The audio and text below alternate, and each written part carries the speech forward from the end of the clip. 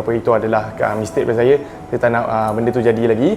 So saya ambil langkah berjaga-jaga, saya ambil benda orang yang saya senang untuk commit content dia, and saya pun ada benda yang saya boleh buat, and insyaAllah dengan Nazla mungkin ke hari ni, tapi satu hari nanti. Itulah dia benda yang aku fikir bila kau pilih Una. Aku tahu kau macam mana nak sekarang ni dengan komitmen kau yang banyak.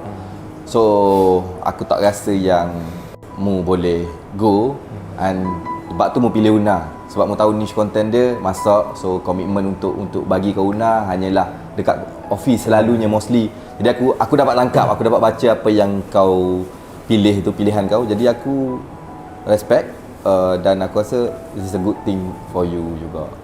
Gitu untuk you guys dua.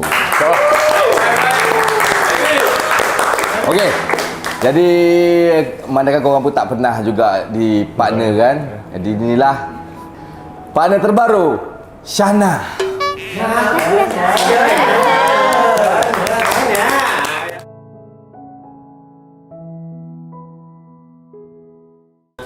Alright.